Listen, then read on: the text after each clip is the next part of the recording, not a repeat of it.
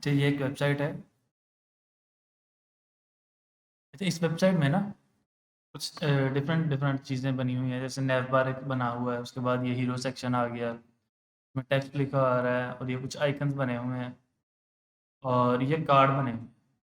इसी तरह different different चीज़ें। अच्छा, एक अगर हम लोग नोटिस करें तो कुछ चीज़ें इसमें कॉमन है। कॉमन का मतलब अगर हम लोग ये बटन देखें गेट अ कोड, उसका डिज़ाइन देखें, बटन है जिसका बैकग्राउंड कलर ऑरेंज है और टेक्स्ट कलर वाइट। इसी तरह अगर हम लोग यहाँ पर आके देखें तो सेम कलर है, सेम मतलब टेक्स्ट का साइज वगैरह सेम है, स्टाइलिंग सेम है, टेक्स्ट चेंज है और होवर करने पर भी सेम इफेक्ट आ रहा है। इसी तरह सेम बटन यहाँ पर भी है कॉन्टेक्ट अस पर, सेम बटन यहाँ पे सब्सक्राइब का भी है। तो इसी तरह बहुत सारी चीज़ें, जैसे ये अभी एक कार्ड भी बना हुआ है। अब इस कार्ड में क्या है,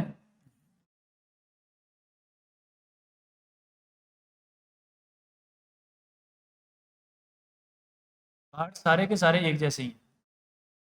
सिर्फ डिफरेंस कहाँ आ रहा है उसमें थोड़े बहुत जो हमारा कंटेंट चेंज है या कलर्स वगैरह चेंज है। बाकी अगर साइज और स्टाइलिंग या वर्किंग देखें, मतलब डिजाइनिंग में वर्किंग देखें, तो वो सारी की सारी सेम है।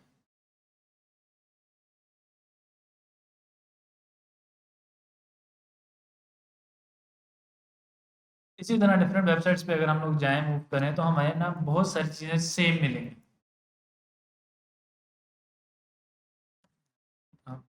आप भी करके दिखा देता हूँ।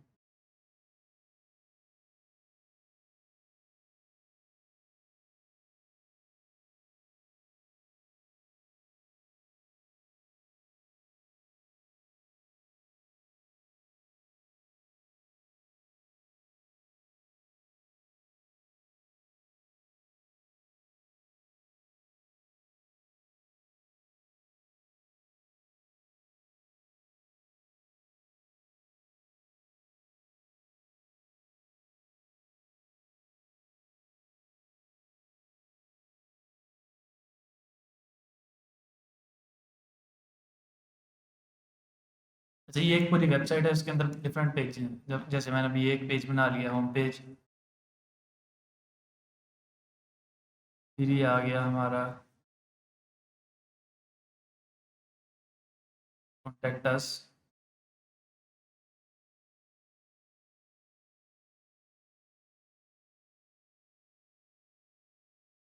अबाउट अस और ब्लॉग का पेज है। अच्छा, इन पेजेस में डिफरेंट डिफरेंट कंपोनेंट्स होंगे। फॉर एग्जांपल हम लोग कंपोनेंट बना लेते हैं। सबसे पहले तो जो नेव बार है,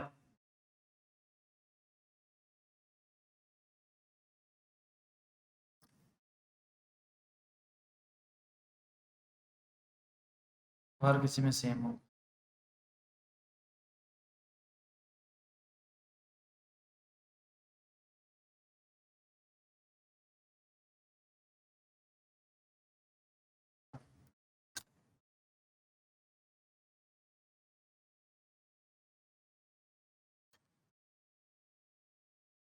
और इसके अलावा फुटर भी इसी तरह हमारा हर जगह सेम होगा।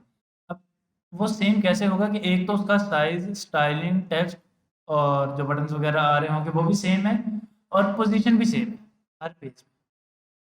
लेकिन अगर हम लोग देखें इस बटन में, ये मतलब अगर फिलहाल हम लोग सिर्फ नैप बार को ही देख लें, बटन को बाद में देखते हैं, बटन में एक अलग से कंसेप्ट ऐड हो रहा है। अच्छा, इसी तरह जब हमारा फुटर बनेगा, वो भी सारा का सारा सेम रहेगा all across the web pages. तो हम लोग क्या करते हैं कि एक ही कोड को बार बार करने के बजाय हम एक कंपोनेंट बना लेते हैं और उस कंपोनेंट को वहां कॉल कर लेते हैं। जैसे हम लोग टाइपस्क्रिप्ट में करते थे ना कि एक ही कोड को बार बार करने के बजाय एक फंक्शन बना लेते थे और उस फंक्शन को कॉल कर लेते थे। इसी तरह हम लोग यहाँ पे करेंगे कि हम लोग एक कोड को बार बार करने के बजाय उस कोड का एक फंक्शन, एक कंपोनेंट बनाएंगे और उस कंपोनेंट को यूज कर लेंगे जहां भी हमें रिक्वायर्ड हो। अच्छा, इससे क्या होगा, अगर फॉर एग्जांपल हम चार डिफरेंट जगह या पांच डिफरेंट जगह एक ही कोड कर रहे हैं और हमें कहीं चेंजिंग करनी पड़ गई, तो हमें पांच छह जगह चेंजिंग करनी पड़ेगी। फिर जाके हमारी चेंजिंग नज़र आएगी और अगर किसी एक जगह पे रहेगी तो हमारी एप्लीकेशन क्रैश कर जाएगी। लेकिन अगर कंपोनेंट्स बने हुए हैं तो कंपोनेंट बनाने का हमें फ़ायदा ये होगा कि हमें एक जगह चेंजिंग करनी है और वो हर जगह रिफ्लेक्ट हो जाएगी।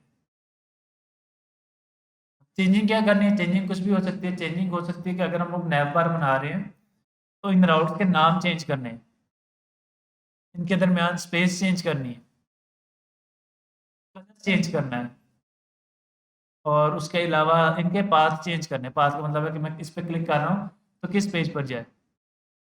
फिर कुछ पेज होते हैं मैं उनके ऊपर क्लिक करता हूँ तो वो न्यू टैब में ओपन होते हैं। जो हम लोगों ने पढ़ा था, जब हम लोग एंकर टैग पढ़ रहे थे कि उसका टारगेट अंडरस्कोर ब्लैंक देना पड़ेगा। अगर हमें वो चेंजिंग करनी है तो हमें 5-6 जगह ना करनी पड़े, हम एक जगह ही करें। और दूसरा ये कि अगर हमारी एप्लीकेशन कहीं क्रैश हो रही है तो हमारे लिए डायग्नोस करना आसान हो जाता है कि किस कंपोनेंट में प्रॉब्लम, और फिर हम उस कंपोनेंट के लिहाज से रिपेयरिंग कर देते हैं या मेंटेनेंस कर देते हैं वेबसाइट की। क्योंकि अगर पूरी की पूरी एप्लीकेशन का कोड हम एक जगह लिख देंगे और उसी कोड को फिर बार बार रिपीट करेंगे। अब कोड एक तो बार बार रिपीट हो रहा है, इसका मतलब है कि हमारी एप्लीकेशन का साइज बड़ा हो गया। जब हमारा सर्वर से एप्लीकेशन का पेज लोड हो रहा है वो ज़्यादा टाइम लेगा।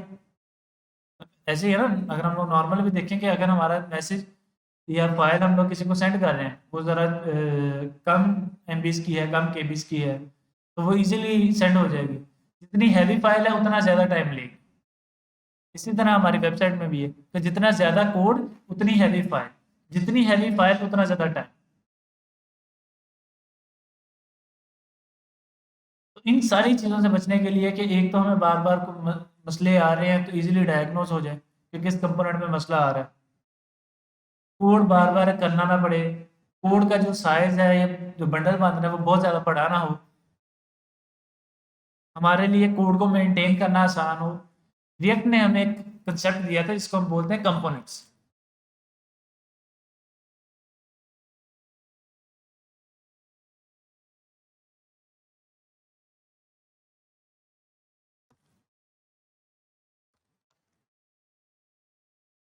अच्छा, कंपोनेंट्स क्या कहते हैं कि आप एक कंपोनेंट बनाओ नेवबार का, न्यू फाइल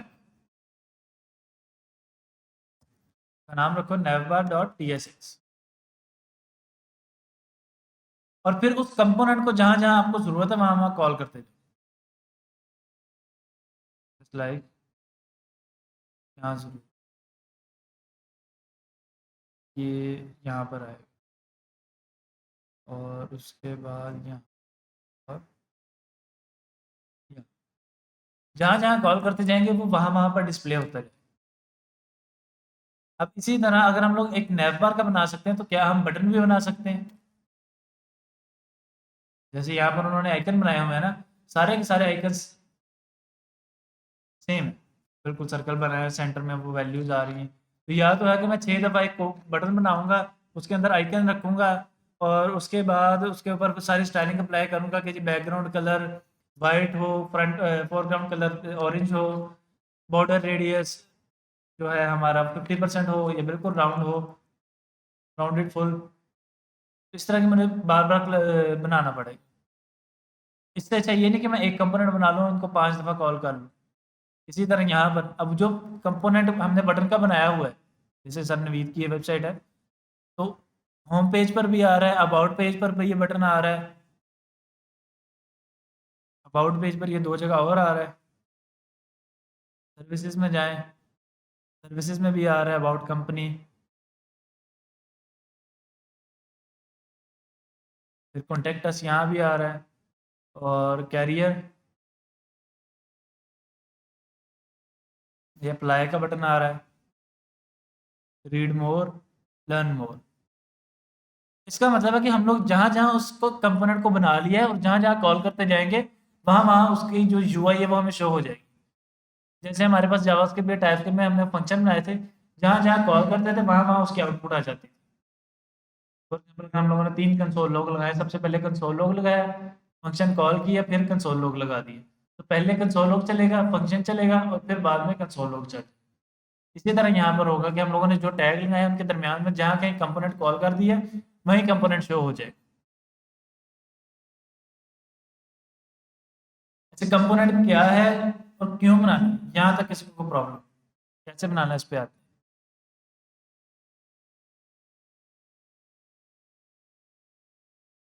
हैं। हर एक में ऑटोमेटिकली ऐड।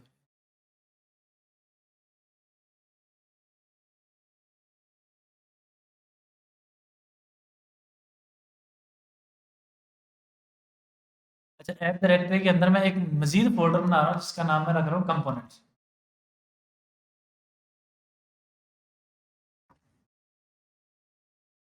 अब इसके अंदर मैं फोल्डर बनाऊंगा डिफरेंट।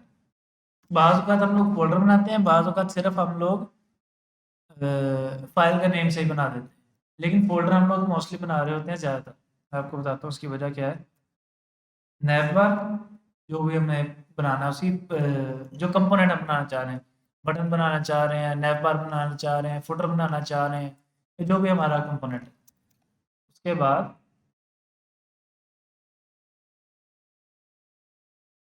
पास्कल केस में उसका नाम रखना। पास्कल केस का क्या मतलब है कि हमारे पास जो हमारे वर्ड होगा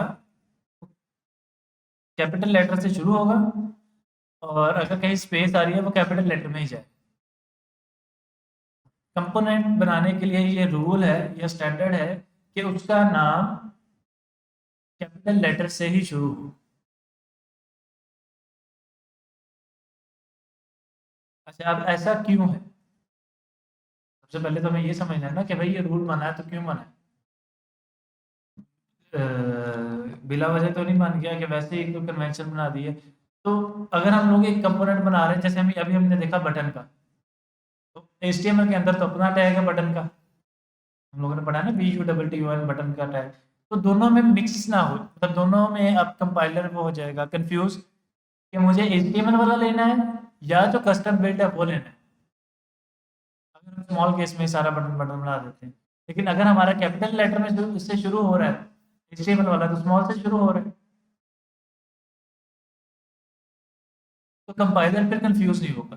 वो कैमल के वो केस सेंसिटिव होते ही है हमारी जावास्क्रिप्ट, वो केस मैच करेगा, जिससे मैच हो गया वो वाला यूज कर। अगर हमारा HTML वाला बटन यूज होता है वो HTML वाला यूज कर लेगा, रिएक्ट वाला या नेक्स्ट वाला यूज होता है वो वाला यूज कर लेगा, कस्टम कंपोनेंट जो।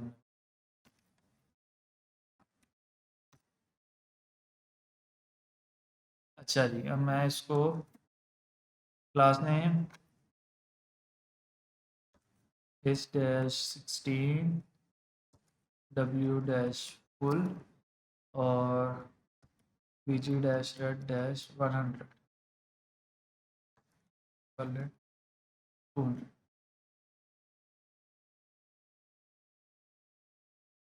और नेक्स्ट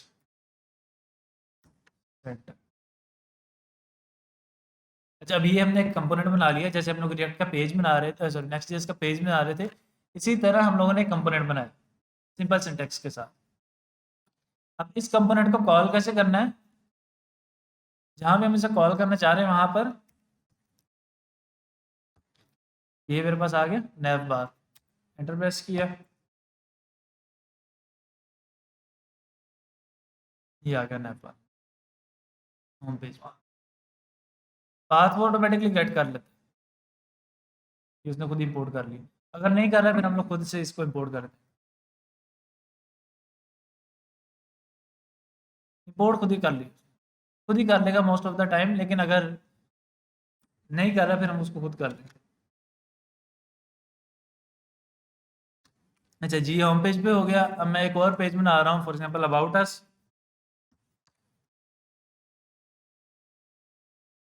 पेज डॉट TSX, इसमें पेज बनाया,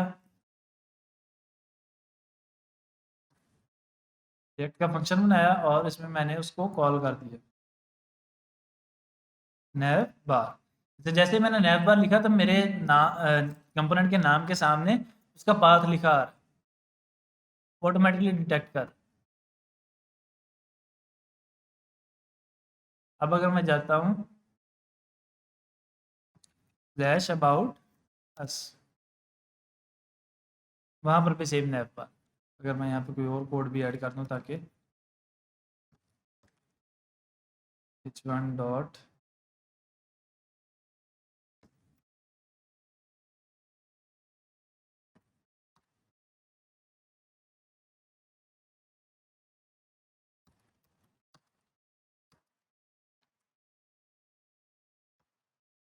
अबाउट अस पेज। अब इसी तरह अगर हम लोग होम पे आएँ, होम पे भी वैसे ही।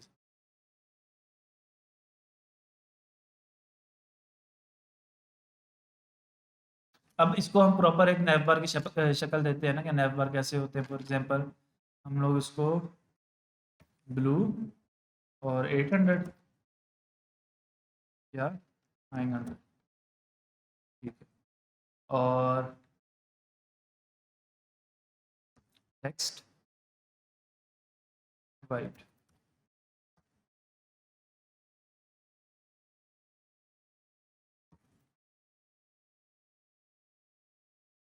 अच्छा जी, flex center, item centre,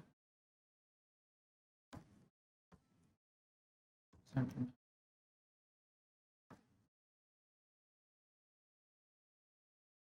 justify between.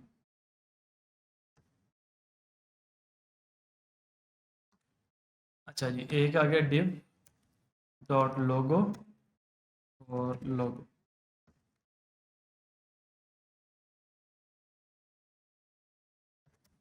Login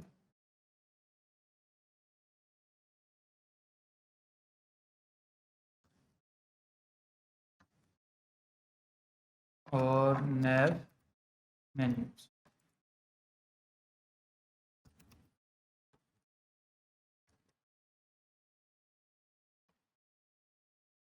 लोगो लॉगिन आ गया। अभी बिल्कुल ज़रा जा रहे हैं तो हम लोग इसको यहाँ से आके पैडिंग दे देते हैं, पी एक्स डैश 6, तो इनफ होगी। और दरमियान में हम लोग उसका नेविगेशन मेन्यू बना देते हैं। For example flex gap dash x dash 8, और यहाँ पे हम लोग बना देते हैं जी span home, about us, contact us और ब्लॉग, नेवर वन। अब हम जिस मर्जी पेज पे जाएं,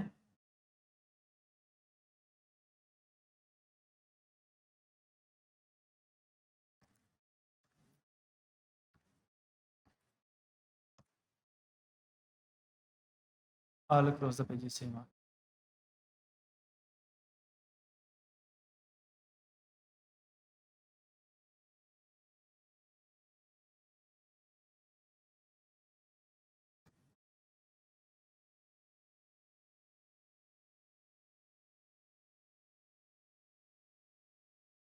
यहाँ तक कोई कन्फ्यूजन? जी जी।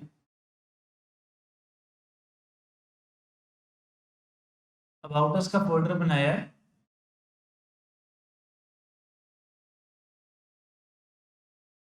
अच्छा, मैं जब हम लोगों ने लास्ट टाइम राउटिंग पढ़ी थी, तब हम लोगों ने देखा था कि हम एक फ़ोल्डर बनाएँगे, उस फ़ोल्डर के अंदर अगर तो पेज डॉट टीएसएक्स है, तो वो एक राउट बन जाए। अब अगर मैं बनाता कंपोनेंट्स के फ़ोल्डर के अंदर, मैं एक बना भी देता हूँ कंपोनेंट्स के फ़ोल्डर।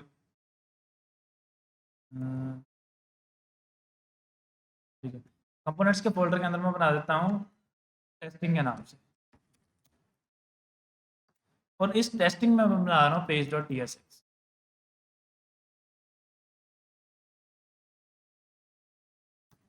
तो इसमें मैं लेआउट को भी सॉरी नैव बार को भी इंपोर्ट नहीं कर रहा, यूज़ नहीं कर रहा। तो अब मुझे लिखना पड़ेगा कंपोनेंट्स स्लैश टेस्टिंग।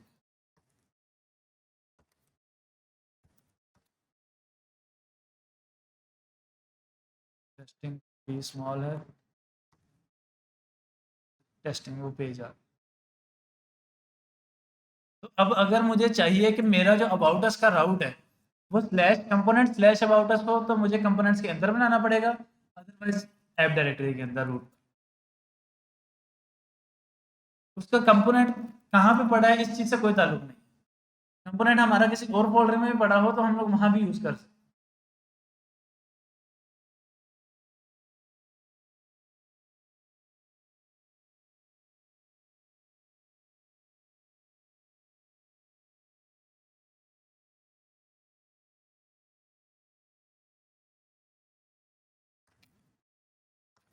अच्छा, यहाँ तक कंपोनेंट बनाना क्यों है, बनाना कैसे है, और फिलहाल तो यही चीज़।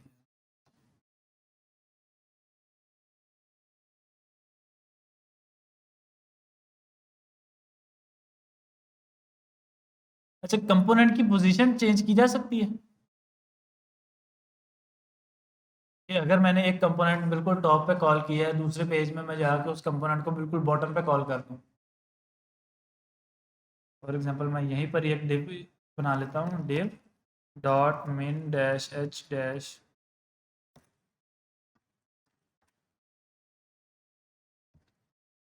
90bh bg डैश 700 और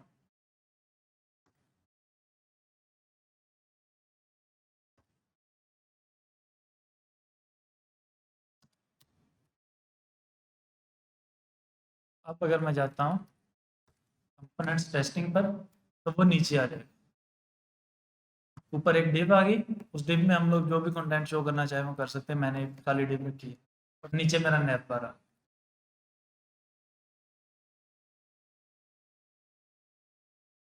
अब ये हम पे डिपेंड करता है कि हमारी पेज की स्टाइलिंग है वो कैसी है और हमने कंपोनेंट को कहाँ कॉल की। उस कंपोनेंट की यूआई वहीं पर ही शो हो जाएगी। पेज टू पेज वेरी कर सकते हैं, पेज टू पेज, बल्कि सेक्शन टू सेक्शन। मैं दिखाता हूँ आप लोगों को।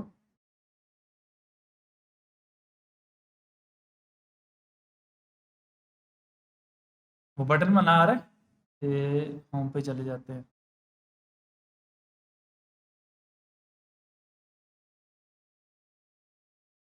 लेफ्ट साइड पर पेज के राइट साइड। अब एक सेक्शन में बिल्कुल लेफ्ट पर था, एक में थोड़ा राइट पर आ गया,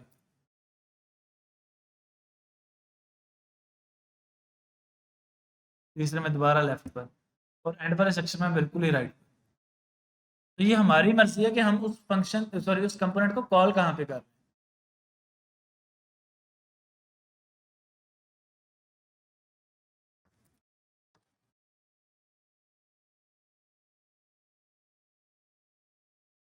ये एक बना हुआ बटन।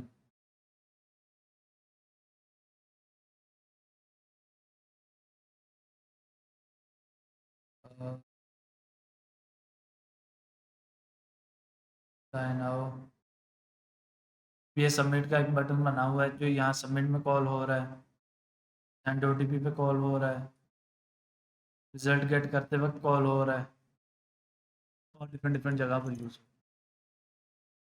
तो जहाँ भी जब भी हम लोग कोड रीयूज करना है, उस वक्त हम लोग कंपोनेंट्स बनाएंगे। एक दफ़ा कोड एग्जीक्यूट हुआ और दोबारा जब हमें वही कोड चलाना है तो हम लोग उसके लिए कंपोनेंट बनाएंगे। बटन के अंदर का टेक्स्ट चेंज हो रहा है, वो आगे हम लोग अभी पढ़ते हैं, उसका कंसेप्ट है पूरा प्रॉप्स का।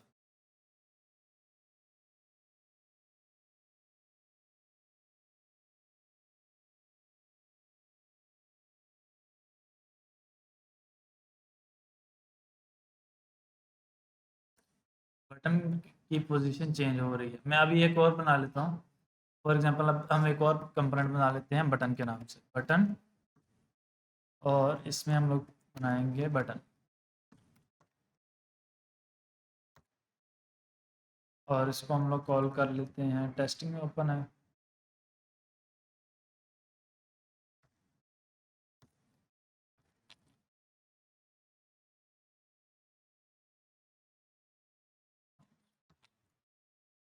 अच्छा, ये आ रहा है जी बटन, थोड़ा सा कॉर्नर में ना नजर आ।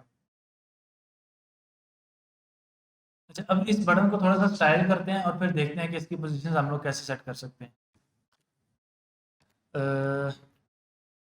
सबसे पहले तो हम लोग इसको बटन में रैप करेंगे, और फिर अब इसकी स्टाइलिंग शुरू करते हैं। स्टाइलिंग में बॉर्डर -2,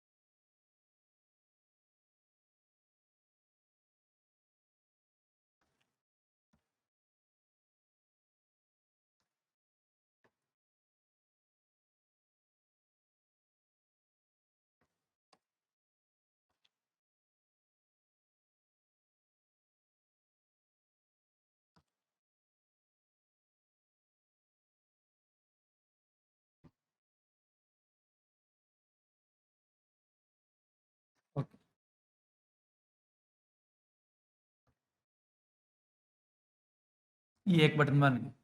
अब इस बटन को मैं थोड़ा सा मार्जिन दे लेता हूँ M4।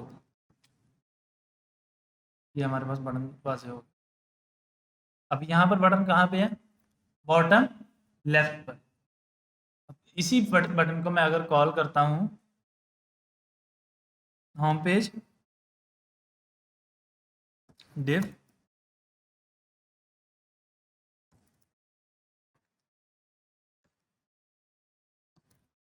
flex justify and items and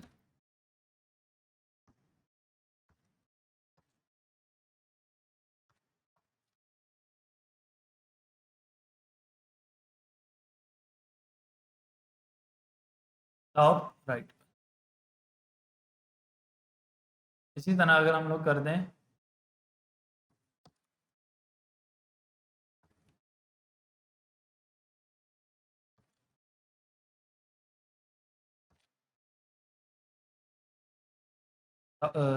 bottom right, और अगर मैं ये फ्लेक्स एंड की बजाय स्टार्ट कर लूँ,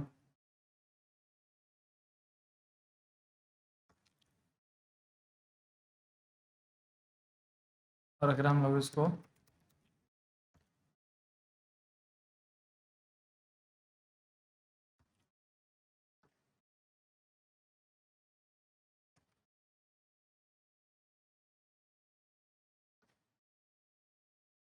ये हमारी मर्ज़ी है कि हम उसको कैसे डिज़ाइन कर रहे हैं या हमारा फिग्मा का डिज़ाइन कैसा है।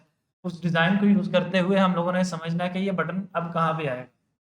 कंपोनेंट तो हम लोगों ने बना लिया, उस कंपोनेंट को हमने यूज़ कहाँ पे करना।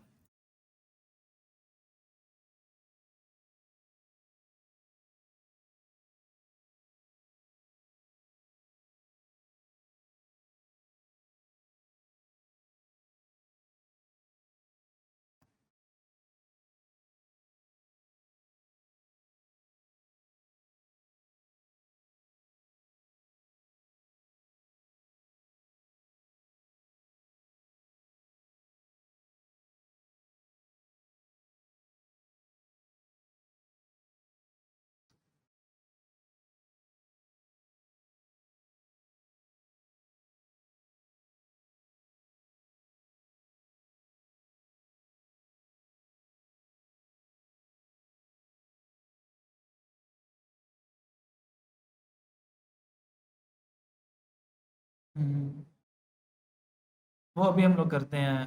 अभी हम लोगों ने वही करना है, थोड़ी सी असाइनमेंट करें क्योंकि काफ़ी लोगों का एरर आ रहा था, तो हम वो रिजॉल्व करते हैं बैठ के और इंशाल्लाह देखते हैं। कंपोनेंट में कोई इशू कंपोनेंट्स भी यूज़ करेंगे ना हम लोग, ताकि आप लोगों की कंपोनेंट की प्रैक्टिस भी हो जाए और काम भी हो जाए।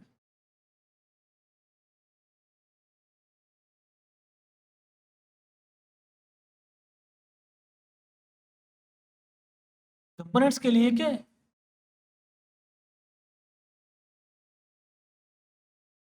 मल्टीपल फ़ोल्डर भी बना सकते हैं, लेकिन कन्वेंशन यही है कि हम एक कंपोनेंट्स का अलग से फ़ोल्डर बना लेते हैं, ताकि जब कोई और डेवलपर देखे तो उसे पता हो अच्छा ये कंपोनेंट्स।